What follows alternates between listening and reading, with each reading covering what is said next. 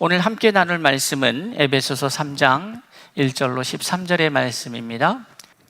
이러므로 내가 하늘과 땅에 있는 각 족속에게 이름을 주신 아버지 앞에 무릎을 꿇고 비노니 그의 영광의 풍성함을 따라 그의 성령으로 말미암아 너희 속 사람을 능력으로 강건하게 하시오며 믿음으로 말미암아 그리스도께서 너희 마음에 계시게 하시옵고 너희가 사랑 가운데에서 뿌리가 박히고 터가 굳어져서 능히 모든 성도와 함께 지식에 넘치는 그리스도의 사랑을 알고 그 너비와 길이와 높이와 깊이가 어떠함을 깨달아 하나님의 모든 충만하신 것으로 너희에게 충만하게 하시기를 구하노라. 우리 가운데서 역사하시는 능력대로 우리가 구하는 거나 생각하는 모든 것에 더 넘치도록 능히 하실 이에게 교회 안에서와 그리스도 예수 안에서 영광이 대대로 영원무궁하기를 원하노라. 아멘. 에베소서의 말씀을 계속 우리가 함께 나누면서 우리가 보게 되는 교회에 대한 모습, 또 이 에베소서의 메시지를 통해서 우리 성도들에게 주시는 메시지를 이렇게 돌아보면서 오늘은 특별히 하나님의 충만을 알아갑시다 라는 말씀으로 함께 하고 있습니다. 여러분, 성경에서 이 알아갑시다 혹은 알다 라는 의미는 많은 부분 경험합시다, 경험하다 라는 의미로 사용된다는 것 여러분 아실 것입니다.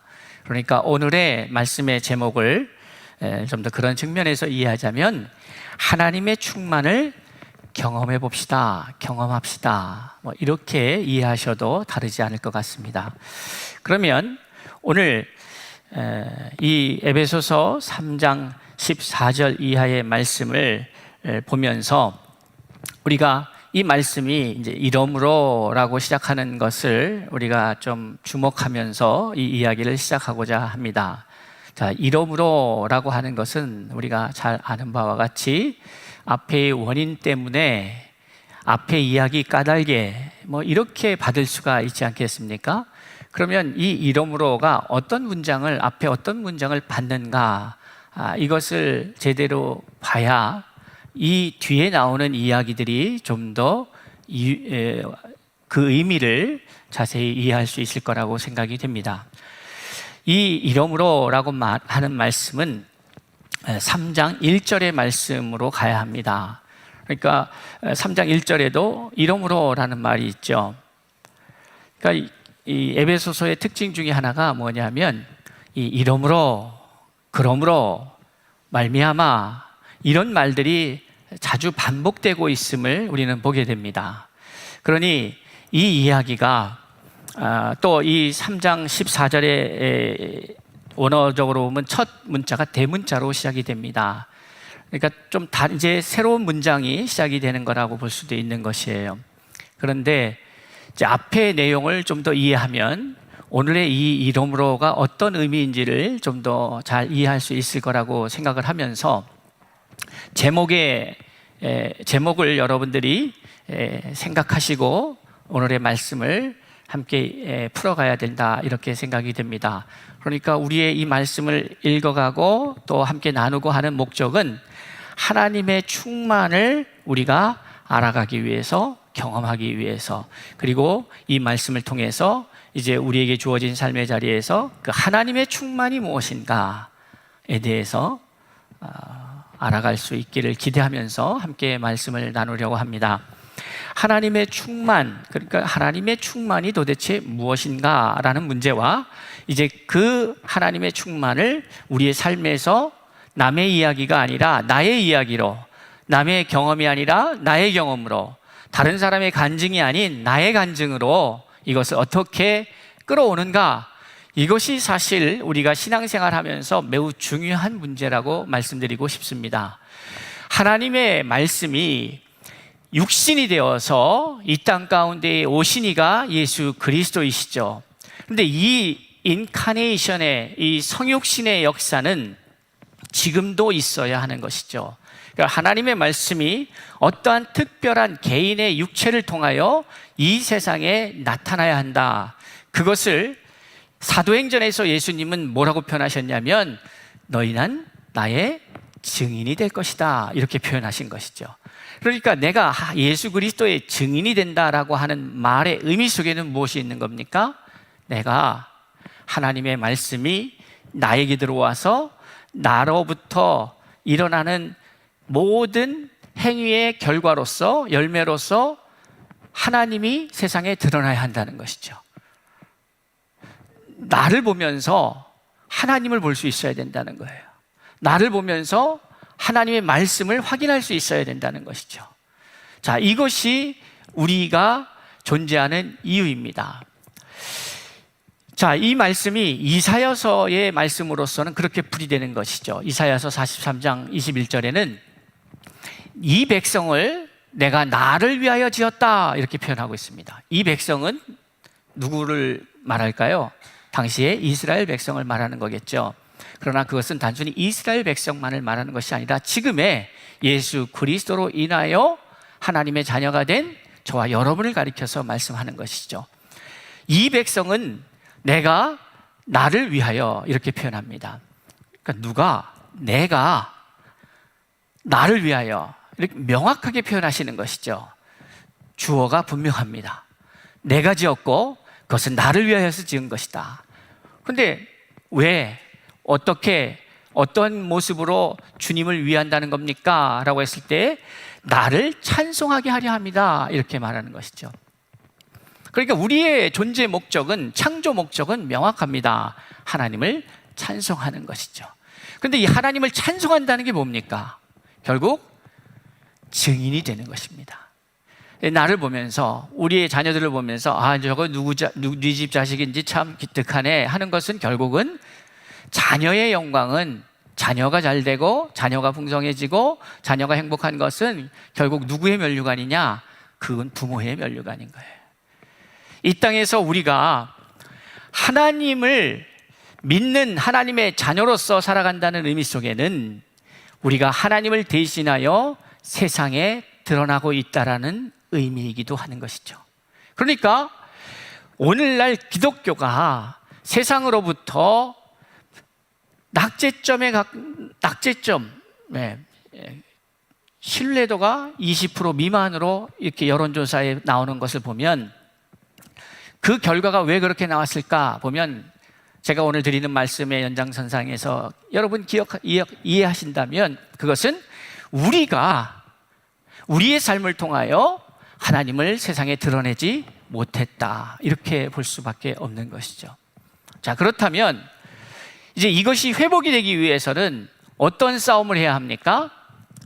내가 나의 삶을 통하여 하나님이 나타나시도록, 나의 삶에 하나님의 말씀이 작동하도록, 그 말씀이 기록된 말씀, 그저 외치는 소리가 아니라 이것이 저와 여러분의 삶을 통하여 현장의 역사로 나타날 때에 비로소 하나님이 찬송을 받으시게 된다 하는 것이죠.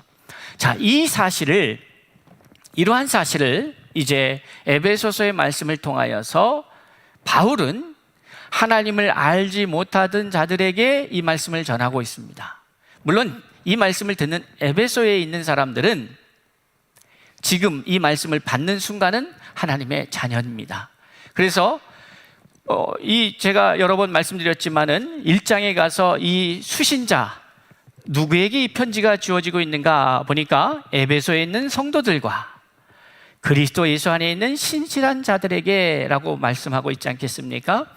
에베소에 있는 성도들, 그리스도 안에서 신실한 자들, 믿음의 사람들, 하나님의 자녀들에게 이 편지가 주어진다 하는 것을 보면 이 말씀을 듣고 있는 에베소에 있는 사람들이 하나님의 자녀가 된 것은 우리가 부인할 수 없는 사실일 것입니다. 그런데 그들이 과거에는 어떠한 사람들이었는가 보니까 외인이었다, 약속의 밖에 있는 자들이었다. 2장에서 기록하고 있죠. 2장 11절 이하에 보면 육체로는 이방인이요 손으로 육체에 행한 할례를 받은 무리라 칭하는 자들로부터 할례를 받지 않는 무리다 이렇게 칭함을 받는 자가 너희들이었다. 그리스도 밖에 있었고 이스라엘 나라 밖에 사람이고 약속의 언약들에 대하여 외인이요 세상에서 소망이었고 하나님도 없는 자였다. 너희들이 그러한 사람이었다라고 말씀을 하고 있는 것이죠. 그러한 사람들이 이제 지금은 하나님의 자녀가 되었다라는 것이에요. 그래서 하나님의 자녀들을 향하여 이 말씀을 기록하면서 쭉 설명을 하는데, 이 에베소의 말씀이 1장 1절 2절이 보통 바울이 서신서를 기록하면서 내가 누구며 나는 나의 사도권이 하나님으로부터 왔다 하는 사실과 그 이후에 내가 이것을 누구에게 편지하는 것이다 라는 것을, 그러니까 발신자와 수신자를 표기한 후에 은혜와 평강이 있을 것이다 하는 일상적인 일반적인 바울의 편지의 형태를 취합니다. 그리고 나서 실제의 중요한 메시지는 3절부터 시작되는데 그 3절의 메시지의 핵심이 뭡니까? 신령한 복이라는 것이죠. 신령한 복을 주셨다는 거예요. 근데 그 신령한 복이 뭡니까? 하나님의 자녀가 되었다. 여러분이 받은 신령한 복이 무엇입니까? 하나님의 자녀가 되었다. 여러분이 하나님의 자녀가 되었다면 여러분은 이미 하나님의 신령한 복을 받은 줄로 믿습니다. 하나님의 신령한 복은 다른 게 아니에요. 하나님의 자녀가 되었다는 것이에요. 그 하나님의 자녀의 의미는 무엇일까? 하나님의 자녀는 어떻게 사는 사람들을 가리켜서 말하는 것일까? 그 이야기를 이제 쭉 풀어가면서 하나님의 자녀가 되는 과정, 하나님의 자녀는 어떠한 과정을 통해서 하나님의 자녀가 되었다라고 확증하는가? 그것은 여러분의 생각이 아니라 나는 이제 하나님의 사람이야, 나는 하나님의 믿음의 성도야, 여러분의 생각이 아니라 그것은 에베소서 1장 13절에서 하나님이 인쳐주셔야 한다라고 말하는 것이죠. 그 안에서 너희도 진리의 말씀 곧 너희의 구원의 복음을 듣고 그 안에서 또한 믿어 약속의 성령으로 인치심을 받았으니 라고 말하고 있습니다. 여러분이 하나님의 자녀인 것을 주장하는 것이 아니라 하나님이 증거해 주셔야 한다는 것이에요. 예수님도 스스로 내가 하나님의 자녀야, 내가 하나님의 아들이야 라고 말씀하시기 전에 어떠한 과정이 있었느냐면, 하늘에서 세례를 받고 올라오실 때에 하늘에서 소리 있어 라사대 이는 내 사랑하는 아들이요 내 기뻐하는 자라. 누가 보증하신 거예요? 하나님이 보증하신 것이죠.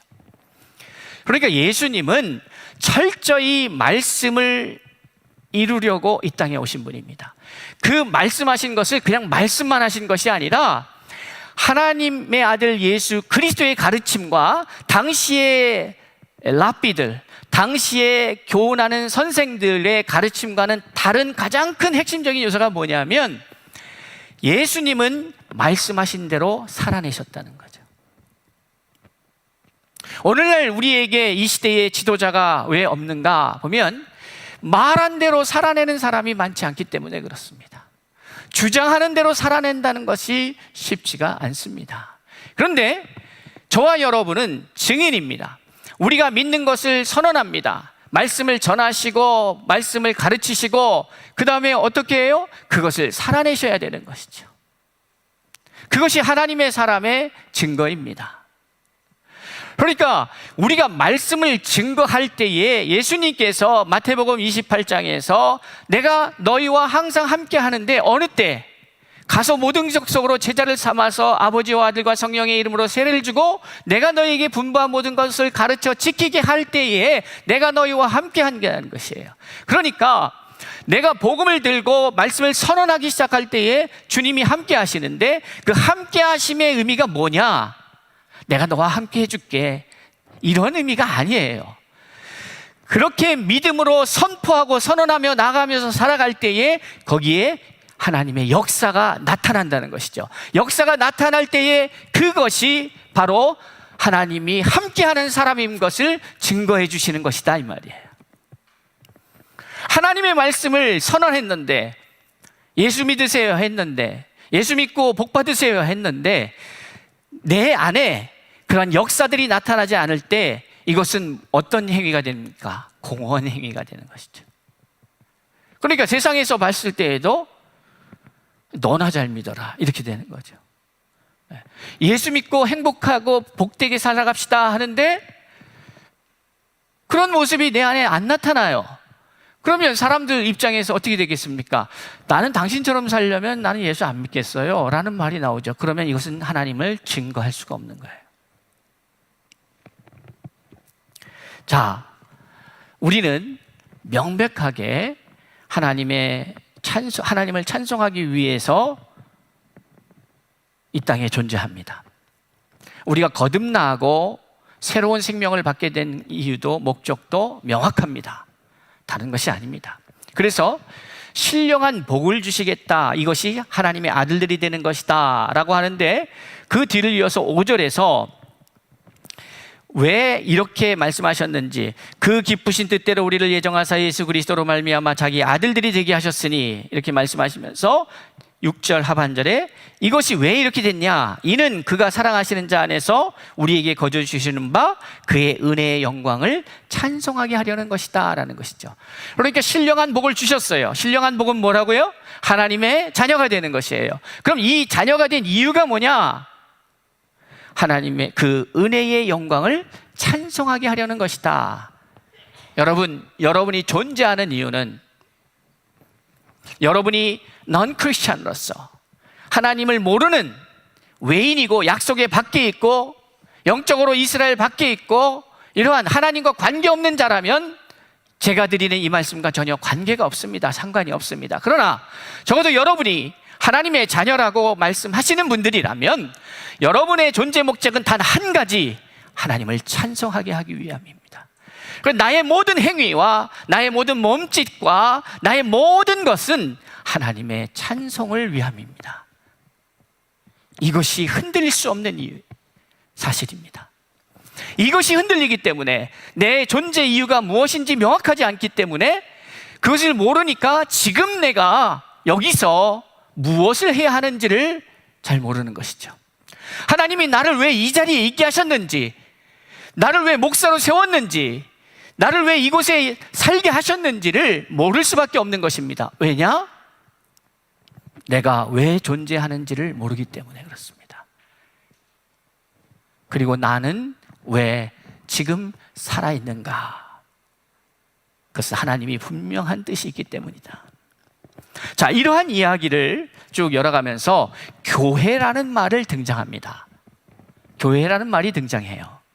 이 교회라고 하는 말이 우리가 마태복음 16장 16절에서 베드로의 고백의 터 위에 내가 나의 교회를 세우시겠다 하는 그 말씀이 나오고, 이제 바울에 의해서 그 교회의 개념들이 우리에게 소개됩니다.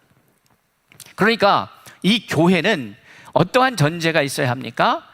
신령한 복, 하나님의 자녀들, 하나님의 아들들이 있고 하나님의 딸들이 있고 하나님의 그 자녀들이 무엇으로 말미암아? 5절의 말씀처럼 예수 그리스도로 말미암아 하나님의 자녀가 되었어요.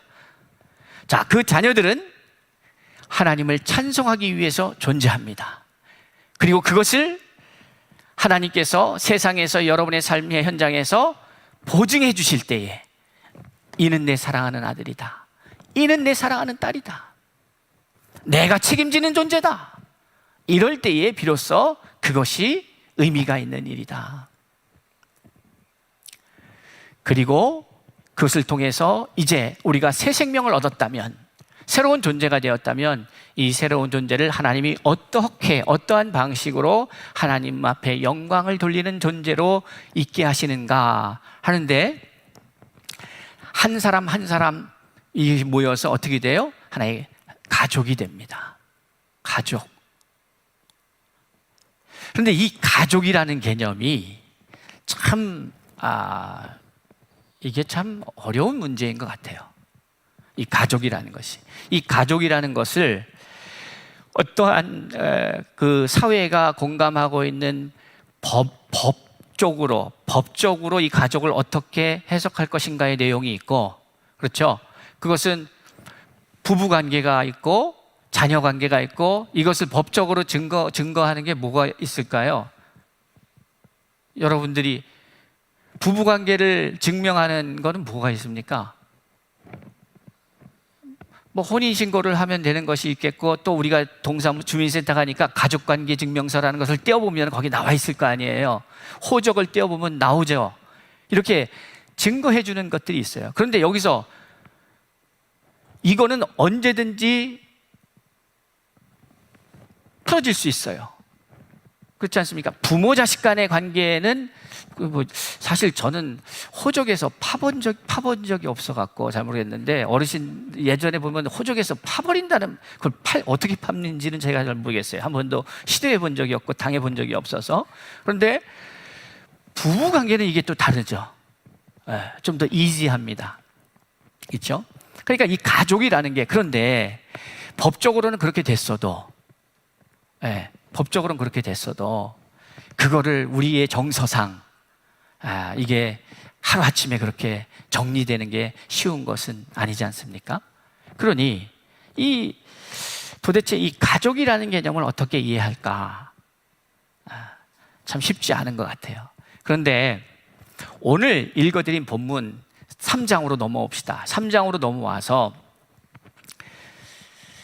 3장 14절의 말씀은 이렇게 시작하죠. 이러므로 내가 하늘과 땅에 있는 각 족속에게, 이 각 족속이라는 말을 쓰죠. 보이시죠?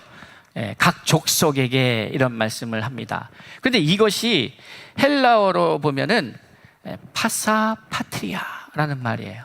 이 파트리아라는 말이, 이 족속이라는 말이 뭐냐면요, 한 존재로부터 나온 가문과 가족을 일컫는 말이에요. 그러니까 우리가 족속 하면 너무 이렇게 큰 개념으로 생각하는데, 이게 원래 원어적 의미는 한 아버지로부터 나온 패밀리예요. 이게 한 아버지로부터 나온 가족이나 가문을 일컬어서 지금 족속이다 이렇게 표현하고 있는 거예요. 근데 여기서 각 족속이다라고 표현한 이 각 파사라고 하는 말은 사실은 모든이라는 의미예요. 그러니까 이거를 갖다가 그냥 좀 더 원어적 의미에 가깝게 하면 모든 가족들, 구성원들, 이렇게 이해할 수 있는 거죠. 그러니까 이렇게 표현한 이유가 뭘까요? 바울이 이 모든 것이 하나버지 하나님으로부터 시작되었다, 창조되었다. 그러니까 하나님의 창조주 되심을, 그 시작 되심을, 알파 되심을 우리에게 소개하고 있는 것이죠. 어쨌든 그렇게 해서 시작된 이야기입니다. 그런 하나님 앞에 구하는 것이에요. 그러니까 신령한 복인 하나님의 자녀가 되었고, 하나님의 자녀가 되었으면 이제 그것은 우리가 주장한다고 되는 것이 아니라 하나님의 만들어 놓으신 그 과정 속에서 인치심을 받을 때에 그것이 확증된다. 그리고 이제 그것은 그러므로 말미암아 하나님의 영광을 돌리는 자리로 나가야 하며, 이것이 이제 신약 시대에 와서 예수 그리스도께서 승천하시고 그 이후의 시대에 누구를 통해서 역사하시느냐? 성령을 통해서 역사하시는데, 성령이 어느 가운데에서 역사하시느냐?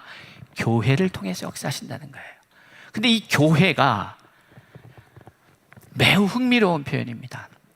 이 교회가 이 패밀리, 가족, 가문, 족속하고 무관하지가 않아요. 이 가족이라고 하는 것은 같은 지역에 사는 사람을 말하는 걸까요? 같은 지역에 같은 공간에서 사는 사람들, 그걸 갖다가 좀 더 쉽게 말해서 거주지가 같은 사람들만을 말할까요? 그런 건 아니잖아요. 그죠? 왜냐하면 떨어져 살 수 있으니까. 그렇지만 우리 가족이잖아요. 네. 교회를 이해하려면 이 하나님의 가족을 이해할 필요가 있어요. 네. 우리 성도님들 중에도 많지 않습니까? 자녀들이 이미 출가를 해서 다 다른 데 살고, 아니면 직장 때문에, 아니면 뭐 공부 때문에, 아니면 어떤 이유 때문에든 다 같이 살지 못하고 전 세계로 흩어질 수도 있고, 그렇지 않겠습니까? 그래도 뭐예요? 가족이죠. 그래, 교회는 이것이 식구가 아니에요. 식구는 뭐예요? 같이 밥 먹는 관계죠. 네, 같이 밥 먹는 관계예요, 식구는. 네. 우리 집에 이렇게, 요즘은 그런 일이 없지만 예전 같은 경우, 요즘 아파트에는 그런 경우가 덜 하겠지만은 하숙을 하고, 예전에 보면은 하숙을 하고 뭐 이렇게 고향을 떠나서 서울로 와서 그렇게 하면서 집 주인과 같이 밥을 먹을 수도 있고, 같은 공간 안에서 그렇게 할 수도 있을 것 같아요. 그렇다고 가족이라고 표현하진 않잖아요. 같은 공간 안에서 매주 만난다고 다 가족은 아닌 거예요. 그러나 몇 년에 한 번 만나고 전화로만 소식 안부를 묻는 관계에 있어도 그가 가족이죠. 네. 왜 그래요? 아버지가 같아요. 부모가 같아요. 하나님의 하늘아버지의 자녀들이 있기에 우리가 한국에 살건 미국에 살건 중국에 살건 러시아에 살건 심지어 북한에 살건 믿음 안에서는 뭐예요? 한 아버지의 가족이 되는 거죠. 그러니까 교회라고 하는 것은 훨씬 더 우주적 표현입니다. 이게 로컬 표현이 아니에요. 교회라고 하는 것이 하나. 우리 서울 충신교회와 코디엠 교회가 속해 있는 교단은 어떤 교단입니까? 예수교 대한 성결 교회입니다. 제가 기억에 제가 초보 전도사 때 일입니다. 원로 목사님께서 뭔가 저한테 지시를 해서 제가 이렇게 뭔가 기념품을 찍어내나 하는데 거기에 교단 이름이 들어가는데 저는 그때 잘 모를 때예요. 제 생각에는 예수교 대한성결교, 원래 풀네임은 예수교 대한성결교회예요. 그런데 저는 이게 예수교 대한성결교라고 알고 생각을 해서 찍어내야 되는데 거기에다가 예수교 대한성결교라고 썼어요. 그래서 되게 혼났어요. 왜냐하면 풀네임 자체가 틀린 거예요. 우리 교단은 예수교 대한성결교회예요. 서울중심교회는 뭐예요? 그 예수교 대한성결교회의 지교회예요. 여러분도 뭐예요? 지교회예요. 다 여러분 한 사람 한 사람이. 그러나 우리는 예수교 대한성결교회의 하나의 교회의 멤버들인 것이죠. 그런데 예수교 대한성결교회는 더 큰 교회가 있어요. 그게 뭐예요? 예수 그리스도의 교회 안에 있는 거예요. 네, 오늘날 한국 교회 안에 이 개념이 너무 약해되어 있는 거죠. 왜 그럴까요? 로컬 교회의 개념만이 강화됐기 때문에 그래요. 그러다 보니까 어떻게 돼요? 요즘은 더 그런 게 없지만은 과거에 보면은 지방의 별, 이렇게 교단별 체육대회 같은 것도 많이 했습니다. 그러면 이 가족이잖아요. 가족끼리 하는데, 체육대회 하면서 그냥 막 불미스러운 일도 있는 거예요. 막 화가 나갖고 싸우고 막. 왜 이런 일이 벌어질까요? 첫째는 승부욕이 과해서 생기는 문제고, 그 두 번째 이유는 제가 보니까 같은 교회라고 생각을 잘 안 하는 거예요. 그러니까 우리 교회, 너네 교회 이렇게 생각하는 거지. 니네 교회, 내 교회 뭐 이렇게 하는 거예요. 하나님 입장에서 보면 어떻게 보이겠어요? 참 웃긴다 하실 거예요. 여러분, 웃기지 않아요? 형제끼리 싸우는 것이 부모에게 있어서는 가장 가슴 아픈 일이 아니겠어요? 교단이 교회의 개념을 잘 이해한다면 싸울 일이 없는 거예요. 형제끼리도 투탁거려야 안 거려요? 거려요. 여러분의 자녀들은 모르겠지만은 저는 늘 보는 일입니다. 막 먹을 것 갖고도 싸우고 막 이래요. 그런데 그런 싸움은 애교죠. 막 상대방을 증오하고 싫어하고 막 이렇게 싸우는 거 아니에요. 단지 형보다 음식을 더 사랑하는 것뿐이지. 그러니까 싸움이 되는 것이지. 제가 이렇게 가벼운 말로 말씀드리지만 우리 안에 있는 이 교회에 대한 잘못된 이해가 얼마나 큰 폐해를 낳고 있는지를 알아야 합니다. 서울중심교회, 코디엠교회 성도님들, 우리는 코디엠 사역을 해요. 거기에 있어서 매우 중요한 게 뭡니까? 이 땅의 교회는 예수 그리스도의 교회밖에는 없다는 거죠. 예수 그리스도의 교회밖에 없어요. 그 교회는 하나님을 찬양하기 위해서. 하나님을 찬양하는 방식은 뭐예요? 마귀를 이기는 것밖에 없는 거지. 마귀를 이겨야 되는데 옆 교회를 이기려고 그래요. 마귀를 이겨야 되는데 다른 성도를 이기려고 그래. 다른 목사를 이기려고 그래. 이거는 참 아니잖아요. 자, 교회를 통하여 하나님이 영광을 받으시는데 이 교회는 패밀리예요. 한 가정이에요. 사랑하는 성도 여러분, 그런데 이 교회를 이루는 구성원이 어떻게 해서 만들어지느냐? 신령한 복을 받은 하나님의 자녀로 이루어지는데, 자, 이제 그 당시에 하나님의 가족이라고 인정받는 그 어떤 기준이 뭐였습니까? 당시에는 너 히브리 민족이야? 뭐 이런 거죠. 그렇죠? 할례 받았어? 뭐 이런 거예요. 너 약속의 아들이야? 그런데 그 기준에 따르면은 에베소 교회인들은, 지금 이 편지를 읽고 있는 에베소 교회인들은 하나님의 자녀예요? 가족이에요? 아니에요? 아닌 거죠. 그러면 이들이 하나님의 자녀가 되었다라는 의미 속에는 그 당시에 이 사람들이 하나님의 속한 존재와 그렇지 않은 존재를 구분하는 그 기준이 완전히 바뀌었다는 얘기죠. 이제 우리도 그 기준을 성경대로 바꿀 필요가 있는 거죠. 그것을 예수님은 뭐라고 표현한 거예요?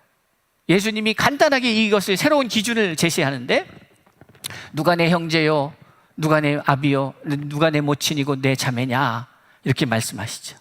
그러면서 아버지의 뜻대로 행하는 자가, 그러니까 우리가 기준을 이제 바꿔야 되는 거예요. 아버지의 뜻대로 행하는 자가 여러분의 가족입니다.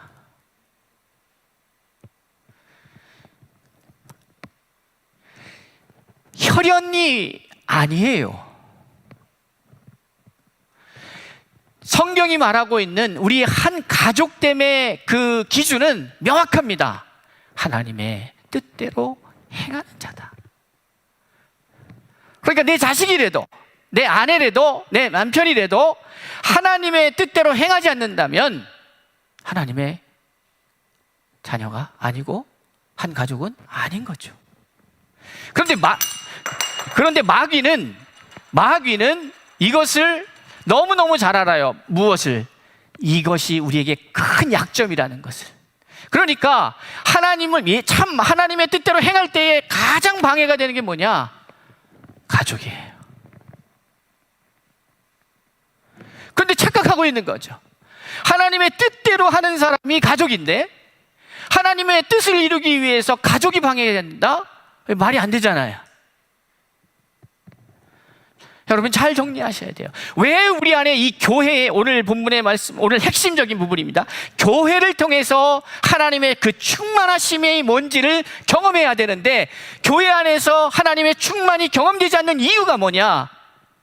가족관계 경험, 이 정리가 잘못되어 있는 거예요. 기준이 명확해야 합니다.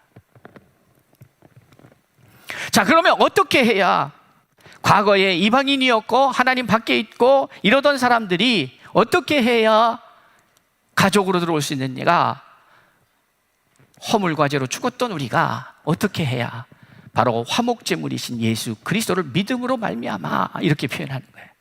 근데 예수 그리스도를 믿는다는 것은 결국 하나님의 말씀대로, 왜? 예수 그리스도의 의미가 뭡니까?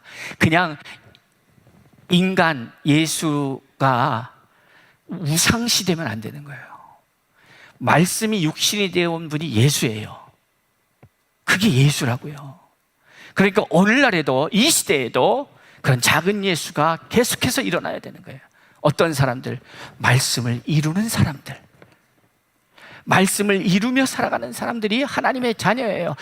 예수 그리스도를 어떻게 규정할 때에 이분을 어떻게, 이 정체성을 어떻게 아이덴티파이 할 것인가 할 때에 그거는 이런 거예요. 하나님의 말씀의 사람, 하나님이 보내심을 입은 분, 성령이 함께 하시고 성령이 역사하시고, 이게 하나님의 자녀예요. 하나님의 자녀. 이것을 예수님이 친히 살아서 보여주신 거지. 그러니까 그와 같이 살아가는 존재가 하나님의 자녀요, 예수의 형제가 되는 거예요. 그것은 어떻게 됩니까? 16절에 보면 그의 영광의 풍성함을 따라 그의 성령으로 말미암아 너희 속 사람을 능력으로 강건하게 하시고, 우리 속 사람이 강건해져야 되는데 이것을 가능케 하시는 분은 누구냐? 성령입니다. 성령이에요. 그 다음에 믿음으로 말미암아 그리스도께서 너희 마음에 계시게 하시옵고, 이거 똑같은 말입니다. 믿음으로 말미암아, 성령으로 말미암아, 말씀으로 말미암아, 그리스도로 말미암아, 다 같은 얘기라는 거예요. 이거를 따로따로 생각할 때에 답이 없어요. 찾을 수가 없어요.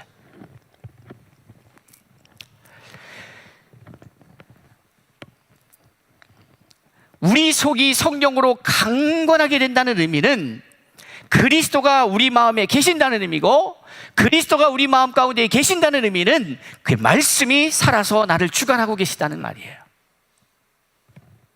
그러니 나와 세상은 간 곳 없고 오직 그리스도만이 나오는데, 그리스도가 내 속에서 어떻게 나와요? 내 말이 아니라 그리스도의 말이 나와야 되는 것이고, 내 생각이 아니라 그리스도의 생각이 나와야 되는 것이고, 내 주장이 아니라 주님의 말씀이 나로 이끄시게 해야 되는 것이, 그것이 그리스도의 사람의 모습인 것이죠. 왜 능력이 나타나지 않는가 이 시대에? 바로 그러한 사람들이 없기 때문인 것이죠. 그러나 저는 소망합니다. 제가, 여러분이, 우리 서울중심교회와 고대인교회 성도들이 그리스도의 말씀으로 채워져 그리스도의 사람으로서 이 땅을 살아가는 하나님의 증인으로서, 예수 그리스도의 증인으로서의 삶이 저와 여러분의 삶이 될 수 있기를 바랍니다. 그것이 하나님의 충만을 경험하는 일이 되는 것이죠. 말씀을 정리하면서 하나님의 충만이 뭐냐 도대체, 참 어려운 말을 한 거예요. 능히, 18절에 보니까 능히 모든 성도와 함께 지식에 넘치는 그리스도의 사랑을 알고 그 너비와 길이와 높이와 깊이가 어떠함을 깨달아.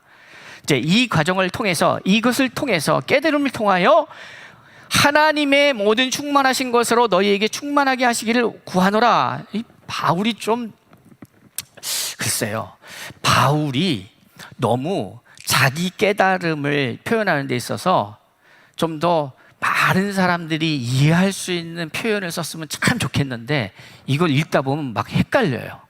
말이 너무 헷갈려요. 이게 도대체 무슨 말인가? 저만 헷갈린 것 같은 분위기신데 뭐, 에? 근데 이 표현을 갖다가 제가 여러분 아주 심플하게 말씀을 드릴게요.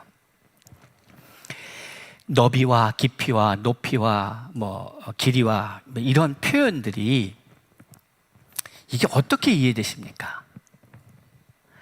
이것을 다른 말로 하면 이 우주 공간 전체예요. 그 길이를 어디까지인지는 모르죠, 그렇죠? 그러니까 하나님의 그 사랑의 길이가 어디까지인지 어떻게 알아요? 알 수 없죠. 이 우주의, 이 표현법은 뭐냐면 우주에 하나님으로 가득 차 있는 거예요. 그러니까 우리가 흔히들 그래요. 하나님은 어떤 하나님이라 그러죠? 무소부지하신 분이다. 이게 무슨 말이에요? 안 계신 곳이 없다, 이런 표현법이에요. 근데 안 계신 곳이 없다라는 표현을 어떻게 이해합니까? 그러니까 안 계신 곳이 없는데 하나님이 형상이 없는 이유를 아시겠죠? 안 계신, 어떤 계신 곳이 있으면, 어떤 계신 곳이 특정한 지역이 있으면 안 계신 곳이 계실 거고, 그렇죠? 근데 안 계신 곳이 없다라고 하는 의미는 뭐예요? 가득 찬 거예요. 이 우주 만물에 하나님이 가득 차여 있는 거예요. 그러니까 여러분, 혼자 있을 때 조심하셔야 되는 거예요. 혼자 있을 때 왜 조심해야 돼요? 주님을 독대하는 자리니까. 주님을 독대하는 자리니까. 그러니까 주님이 나하고만 이야기하시는 자리 같아요. 나만 보는 거예요. 참 두렵죠. 그런데 한편으로 어떠한 사람이 독대를 두려워할까요? 뭔가 캥기는 게 있는 사람이 독대를 두려워하는 거지. 그런데 우리 호진이가 오늘 아침에도 식사를 하는데 밥 먹다가 항상 하는 것 중에 하나가 뭐냐면 자꾸 자기를 이렇게 스킨십을 해달라는 거예요. 자기를 만져달라고 볼도 만져주고 밥 먹다가 뽀뽀도 하고 막 이래요. 그러니까 뭐냐면 자기한테 관심을 가져달라는 거지. 계속 관심을 가져달라. 그러니까 얘 입장에서는 아들 3명 중에서 형신이도 마찬가지입니다. 형신이는 자기 전에 꼭 아빠 안아줘 이 얘기를 매일 합니다. 한 번도 거의 빠지지 않습니다. 왜냐하면 형들한테 사랑을 많이 뺏겨서 얘는 그게 고파요. 그러니까 저하고 독대하는 게 얘한테는 저를 독차지하는 순간이지 자기의 치부가 하나님 앞에 드러나는 순간이 아닌 거예요. 그러니까 독대를 기뻐하는 거는 죄가 있으면 하나님 앞에 독대하는 게 두렵지만 죄가 없은 상태에서 하나님을 독차지한다는 개념이라면 이 독대가 얼마나 소중한 시간입니까? 그러니까 나도 세상의 근심과 염려를 제끼고 놓고 하나님만 집중할 수 있는 시간이 독대의 시간이 돼야지. 하나님이 아담아 어디 있느냐라고 내가 널 만나야 되겠다 할 때에 두려워서 숨었잖아요. 우리 서울 초기신교회와 고재인교회 성도들은 하나님을 독대하는 것을 바라고 소망하고 열망하는 성도들이 됩시다. 우주 가운데에 충만하는 거예요. 하나님으로 가득 차 있는 거예요. 그런데 여기서 매우 중요한 사실을 우리가 알아야 합니다. 16절부터 18절까지 쭉 얘기를 하잖아요. 성령으로 말미암아 너희 속사람이 능력으로 강건하고 믿음으로 말미암아 그리스도께서 너희 마음에 계시게 하시옵고 이러는데 결국 블라블라블라 뚝 얘기하다가 능히 모든 성도와 함께 지식에 넘치는 그리스도의 사랑을 알고 라고 하고 있어요. 그러니까 여기 핵심 그리스도의 사랑이에요. 그러니까 하나님이 우주 만물에 가득 차 있다는 것을 코디엠식으로 풀어가면 하나님의 생명력이 우주 만물 가운데에 가득 차 있다 이것이죠. 그것을 오늘의 말로 풀면 하나님의 사랑으로 가득 채워져 있다는 거예요. 하나님의 생명이라고 하는 것은 하나님의 사랑입니다. 생명이 어떻게 출발합니까? 하나님의 작품인 우리를 통해서 알 수 있는 게 뭐예요? 우리가 우리 자녀들을 낳을 때에 어떻게 시작되는 거예요? 그것은 한 남성과 한 여성의 사랑으로 시작되는 거예요. 생명은 사랑의 결과물이에요. 사랑의 하나님이 생명을 우리에게 주신 거예요. 그러니까 하나님의 충만함이라고 하는 건 뭐예요? 하나님의 사랑이에요. 하나님의 사랑의 그 가득함, 생명의 가득함이에요. 그것은 넓이를 측량할 수도 없고 깊이를 높이를 길이를 측량할 수 없어요. 왜? 이 우주 가운데에 가득 차 있기 때문에 빈틈이 없어요. 자, 그러면 어떻게 되느냐? 우리 가운데에서 역사하시는 능력대로 우리가 구하거나 생각하는 모든 것에 더 넘치도록 능히 하실 이에게, 그러니까 하나님의 성품입니다. 하나님은요, 지금도 하나님의 사랑은 계속해서 끊임없이 우리의 생각으로, 우리의 이성으로, 우리의 논리로 측량할 수 없을 만큼, 그 키를 잴 수 없을 만큼 계속해서 이 생명력은 자라가고 있는 거죠. 우주는 팽창하고 있는 거죠.